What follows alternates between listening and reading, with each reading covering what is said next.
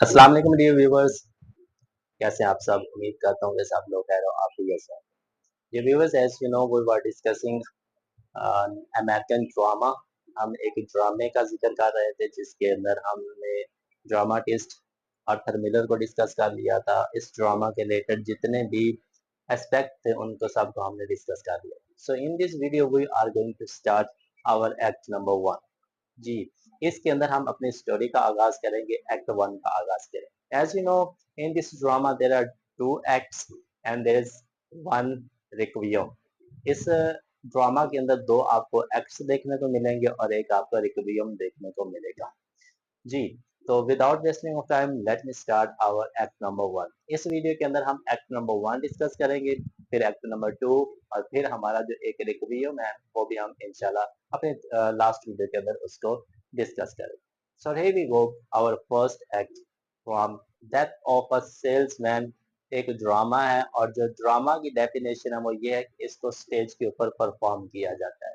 तो इस ड्रामे का जो आगाज होता है कि जो कर्टन्स है वो ऊपर चले जाते हैं। जैसे ही कर्टन्स ऊपर जाते हैं, आप फ्लूट बिगिंस, एक बांसुरी की जो आवाज है वो आना शुरू हो जाती है। जैसे ही बांसुरी की आवाज आती है तो हमारे सामने जो स्टेज की डेकोरेशन है वो सामने आ जाती है, जहाँ पे बड़ी बड़ी बिल्डिंग्स दिखाई गई है। उन बड़ी बड़ी बिल्डिंग्स के अंदर एक छोटा सा घर दिखाया गया। फिर उस घर की डिस्क्रिप्शन है कि उसके सामने एक कमरा है, दरमियान के अंदर एक किचन है और ऊपर वाले पोर्शन के अंदर भी हमें कुछ रूम्स मिलते हैं।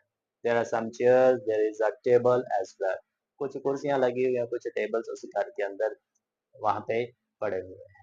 अब इस तरह की जो डिस्क्रिप्शन है उससे इस ड्रामा का आगाज होता है। जैसे ही आगाज होता है, फ्लूट बज रही है और स्टेज के दाएं तरफ से, राइट साइड से एक कैरेक्टर हमारे पास आता है, द प्रोटैगनिस्ट, विली लोमैन। जी, ये प्रोटैगनिस्ट है और ये राइट साइड से स्टेज के ऊपर आता है। He was so much exhausted, बहुत थका हुआ है। इसके दोनों हैंड्स के अंदर 2 ब्रीफ केस है, सूट केस है, बैग्स भी आप कह सकते हैं। थका हुआ चलता आ रहा है, चलते चलते किचन के अंदर आता है, वहां पे रुक जाता है और उसके हैंड्स के अंदर जो बैग्स होते हैं ना, उनको ना वो नीचे फेंक देता है। जैसे ही वो नीचे उनको फेंकता है, उसकी आवाज सुन के जो उसकी बीवी होती है लिंडा लोमैन, वो उठ जाती है और उठते साथ ही वो शोर मचा देती है, व्हाट हैपेंड, क्या हुआ है, आप ठीक हैं, आपको कुछ हुआ तो नहीं, इज समथिंग हैपेंड।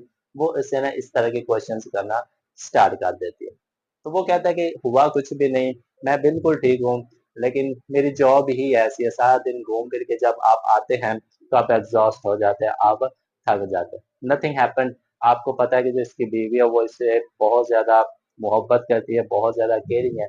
तो वो ना बहुत ज्यादा इससे क्वेश्चन करती है कि कुछ हुआ तो नहीं है, या आपका एक्सीडेंट तो नहीं हुआ, फलां तो नहीं हुआ। तो वो कहते हैं कि नहीं नहीं, ऐसा कुछ भी नहीं। वो कहते हैं मुझे तो लगता है आपका एक्सीडेंट हुआ है। बेसिकली जब वो कहते हैं कि आपका एक्सीडेंट हुआ है, ये बेसिकली चीज चली जाती है हमारी फोर शेडरिंग की तरफ, जो कि एंड पे बिल्कुल ऐसा होता ही है। एक मौत होती है जो कि उसका जो एस्पेक्ट है वो हमें स्टार्ट के अंदर ही बता दिया। तो वो कहते हैं कि ऐसा कुछ भी नहीं हुआ, मैं सेल्समैन के लिए जो मेरी जॉब है वो कर रहा था और मैं तकरीबन 60 माइल दूर चला जाता हूँ। 60 माइल मैं सफर तय कर लेता हूँ। जब मैं थक जाता हूँ तो तब मुझे लगता है कि मुझे चाय पीनी चाहिए या कॉफी पीनी चाहिए। ये अपनी बीवी को जो बिल है वो अपनी बीवी लिंडा को सारी चीजें बता रहा है। वो कहता है कि जब मुझे फील हुआ कि मुझे अब रेस्ट करनी चाहिए तो रेस्ट करने के लिए मैं एक टी स्टॉल पे गया, जहाँ से मैंने टी या कॉफी मैंने पी और वो पीने के बाद फिर मैंने वापस के लिए ड्राइव करना स्टार्ट कर दी। जैसे ही मैंने वो कॉफी पी तो मुझे ये फील हुआ कि जो मेरी कंडीशन है वो ठीक नहीं थी। मुझे ऐसा लगा कि मुझसे जो मेरी गाड़ी है ना वो कंट्रोल नहीं हो रही, कभी वो लेफ्ट साइड पे जा रही, कभी राइट, कभी लेफ्ट, कभी राइट। तो जब उसकी बीवी ये सुनती है वो कहती है कि मुझे तो लगता है कि आपकी गाड़ी के स्टीयरिंग के अंदर मसला है। तो कहता नहीं नहीं, मसला गाड़ी के अंदर नहीं है, the problem is with me. मैं ही अच्छे तरीके से फोकस नहीं कर पा रहा था, गाड़ी के ऊपर मैं ही ध्यान नहीं दे रहा था। तो जब वो कहता है कि तुम फोकस नहीं दे पा रहे, तो मुझे लगता है कि जो तुम्हारी ग्लासेस है वो खराब हो चुकी है, तुम्हारी जो नजर है, आई साइड है, वो वीक हो चुकी है। वो कहता है कि नहीं नहीं, ऐसा भी कुछ नहीं है, मैं ना दरअसल अपने कुछ यादों के अंदर खोया हुआ था जिसकी वजह से मैं अच्छे तरीके से ध्यान नहीं दे रहा था। यू नो वेरी वेल कि जो मेरी एज है वो भी 60 से ईयर से अबव हो चुकी है। तो उम्र के तकाजे के साथ ऐसी चीजें हो जाती है। तो उसकी बीवी उसको सजेस्ट करती है कि you need to talk your boss के भाई अब इतनी उम्र हो चुकी है, इतनी देर हो चुकी है, आप उनके साथ काम कर रहे हैं, तो उनको अब चाहिए कि आपको सिर्फ एक ही जगह पे ये नौकरी दे दें। We are living in New York city, तो उनको चाहिए कि आपको इसी जगह पे काम दे दे, ताकि आप इसी एक ही शहर के अंदर अपना काम वगैरह करें, ताकि आपको बाहर ना जाना पड़े। तो वो फिर कहता है कि जब से मेरे जो ऑनर है उसकी डेथ हुई है, तो सारा जो कंट्रोल है वो उसके बेटे के पास आया है। हॉवर्ड वैगनर के पास जब कंट्रोल आया है, ही डजंट मैटर कि इंसान क्या काम कर रहा है, उसको सिर्फ काम से गरज है, टेक्नोलॉजी से गरज है, उसको इंसानों से बिल्कुल भी गरज नहीं है। तो वो कभी भी नहीं चाहेगा कि मैं एक ही जगह पर रह के काम कर सकूं। क्या जिस तरह की उनके दरमियान डिस्कशन होती है, डिस्कशन होने के बाद जो विली अब अपने बेटों के बारे में पूछता है कि how is beef and happy, तो उसकी माँ उसको सब कुछ बता देती कि इस तरह से वो फील्ड्स के अंदर या हॉर्सेस के ऊपर जो बिफ है वो काम कर रहा है, और हैप्पी भी इसी तरह से कुछ ना कुछ कर रहा है। तो वो ज्यादा परेशान उसको नहीं करना चाहती, उसकी जो अटेंशन है वो डाइवर्ट करना चाहती है, ताकि वो अपने बेटों को लेके ज्यादा परेशान ना हो। सो ही शी सेज के we need to go on a trip, और जो हम ट्रिप है वो आपकी गाड़ी शिवल्ले के ऊपर चलेंगे। जी, इसकी गाड़ी का नाम शिवल्ले होता है। तो कहते हैं कि हम इसी गाड़ी के ऊपर ट्रिप पे चलेंगे। कहते हैं ठीक है जी, ऐसा ही करें। तो ये इस तरह की दोनों हस्बैंड और वाइफ के दरमियान डिस्कशन होती है। इस डिस्कशन के बाद ऊपर के पोर्शन पे आपको बता दें कि उनके जो सन्स हैं, बिफ और हैप्पी, उनका उनके रूम्स हैं, वो सारी बातें सुन रहे होते हैं। बातें सुनने के बाद वो एक दूसरे से डिस्कशन करते हैं कि बात तो वो ठीक कर रहे हैं, हमें भी कुछ करना चाहिए। Basically beef is 34 years old। तो जब वो पहले की एज हुआ करती थी स्टार्ट से, तो वो बहुत ही हार्ड वर्किंग था, बहुत ही खूबसूरत था। हर एक बंदा उसको देख के यही कहता था कि one day he will be a successful man. तो जैसे जैसे वक्त गुजरता गया वो चीजें चेंज होती गई, चीजें उसके एक्सपेक्टेशन के मुताबिक नहीं थी। अब वो हाथ से ही सारा फील्ड के अंदर काम करता, जो कि एक अलार्मिंग सिचुएशन थी उसके लिए भी और उसके वालिदैन के लिए। लेकिन जो हैप्पी था, उसके बिजनेस भी अच्छा था, उसके पास जिंदगी खाने की सहूलत भी थी, लेकिन इसके बावजूद भी वो बाहर से तो खुश था, लेकिन अंदर से वो बहुत ही सैड था। ही जस्ट वांटेड कि जो उसका ऑनर है ओलिवर, वो किसी तरीके से उसकी डेथ हो जाए और जो सारा कंट्रोल है वो मेरे हाथ के अंदर आ जाए। तमाम चीजें होने के बावजूद भी उसको फील होता है कि ही इज नॉट सेटिस्फाइड। तो ये चीज उसकी जिंदगी के लिए बहुत जरूरी है कि जो ओलिवर है वो उसकी जान छोड़ दे। तो इस तरह की जो डिस्कशन है वो दोनों भाइयों के दरमियान होती है। इस तरह के दो डिस्कशंस के बाद जो स्टोरी है वो पास्ट के अंदर चली जाती है। तो पास्ट के अंदर जब जाती है तो हमारे पास जो दौर आता है वो 1928 1928 का आता है। 1928 में जब स्टोरी शिफ्ट होती है तो हमें दिखाया गया है कि ये जो विली लोमैन की गाड़ी है उसको उसके दोनों बेटे धो रहे हैं, साफ कर रहे हैं और आपस में बातें भी कर रहे हैं। वहां पे विली लोमैन भी आ जाता है, तो उसको उसका बेटा बिफ बताता है कि पापा मैंने आज स्कूल से ना एक फुटबॉल, बड़ा ही खूबसूरत फुटबॉल चोरी किया, और वो फुटबॉल अपने फादर को दिखाता है। तो उसका फादर उससे गुस्सा करता है कि ये जो एक्टिविटी अच्छी नहीं है, तुमने काम तो वो बहुत ही करेज वाला, हिम्मत वाला किया है, but this activity is not suitable. मैं कुछ ही दिनों तक डिफरेंट स्टेट्स को विजिट करने वाला हूँ, जिसके अंदर बोस्टन है, जिसके अंदर वाटरबरी है, और एक दो स्टेट्स है। मैं वहां पे जाऊंगा, वहां पे अपना काम करूंगा ये सेल्समैन वाला, तो हमारे पास बहुत ज्यादा पैसे आ जाएंगे, तो आपको इस तरह के एक्शन करने की जरूरत नहीं पड़ेगी। तो इतनी बात कर रहे थे, इतनी बात करते करते उनके पास एक नेबर आ जाता है। इनके नेबर के अंदर चार्ल्स रहता था, जो कि एक सक्सेसफुल बिजनेसमैन है। उसका बेटा है बर्नार्ड। वो वो उस जगह पे आ जाता है। जगह पे आने के बाद वो फादर से और बिफ से कहता है कि हमने जो प्लानिंग की थी वो कंबाइंड स्टडी की गई थी, so why didn't you come. अगर तुमने नहीं आना तो मुझे बता देते, मैं अपनी स्टडी कर लेता। लेकिन तुम्हें भी जरूरत है कि तुम अच्छे से स्टडी करो, ताकि तुम कामयाब इंसान बन सको। तो जो विली है वो इसकी बात सुन रहा होता है, वो उसको खुद भी और उसके जो बेटे है वो मजाक करते हैं कि ये किस तरह की बात कर रहा है। तो उसको मजाक कहता है कि ये मेरा बेटा है, खूबसूरत भी है, हैंडसम भी है, स्मार्ट भी है, इंटेलिजेंट भी है, तो ये तो एक दिन कामयाब जरूर हो जाएगा। तो बर्नार्ड की बेइज्जती करके वो वहां से भेज देते हैं। जैसे वो वहां से जाते हैं, अभी स्टोरी पास्ट के अंदर ही है।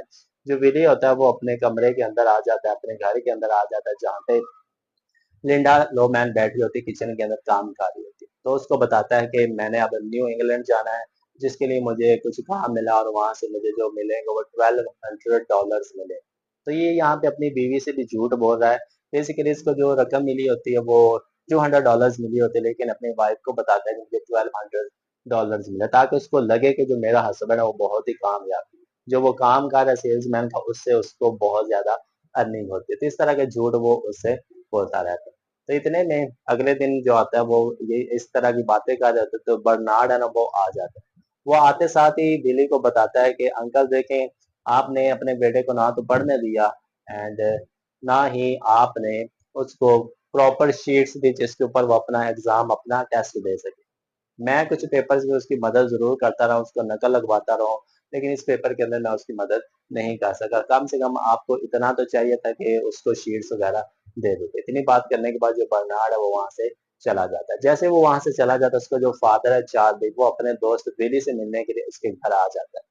दोनों मिलते हैं, मिलने के बाद they start playing cards. Cards खेलते खेलते जो विली की अटेंशन है ना, तवज्जो है, वो उसके पास्ट में चली जाती है, नॉस्टैल्जिया के अंदर चली जाती है। तो वो अपने भाई के बारे में सोचना शुरू कर देता है। इसके भाई का नाम बेन था, and he was a successful businessman. ये डायमंड्स का कारोबार किया करता था।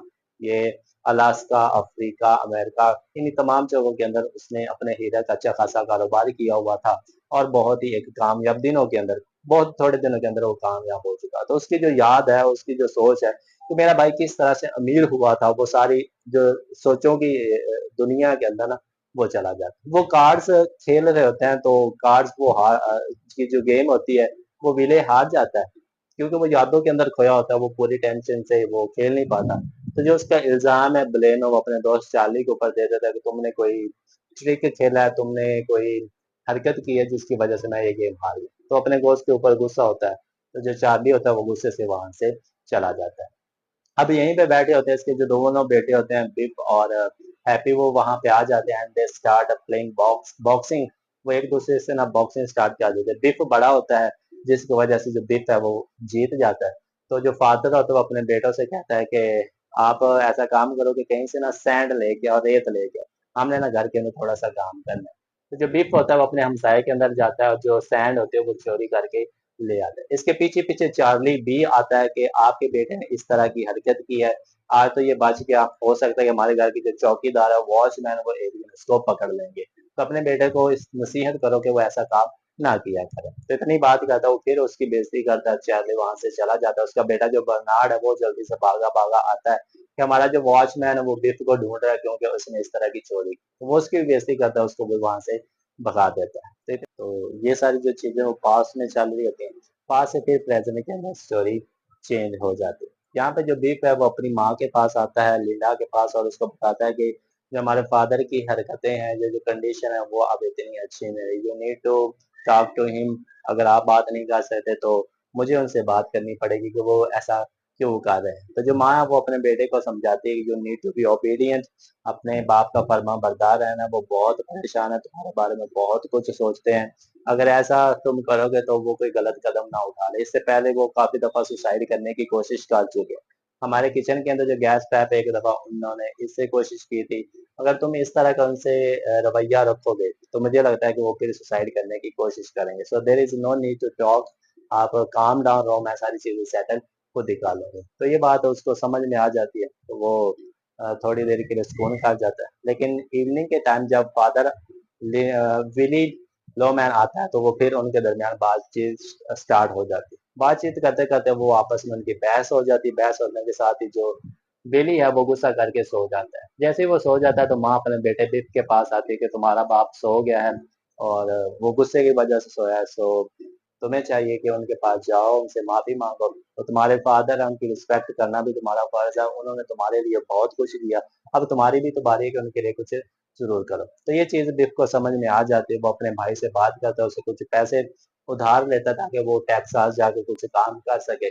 तो वो पैसे उधार लेने के बाद वो घर से निकलने ही वाला होता है कि उसकी जो नजर है ना वो एक पाइप पे पड़ती है। तो उसको जब पाइप देखता है तो उसको याद आ जाता है कि उसकी मदर ने उसको एक नसीहत की थी कि इसी पाइप से तुम्हारे बाप ने सुसाइड करने की कोशिश की थी।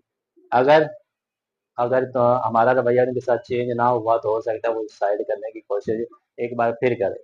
तो जो बिफ होता है वो उस पाइप को उठा के किसी जगह छुपा देता है कि ताकि उसकी जो औकात है वो दोबारा ऐसी कोशिश ना करे।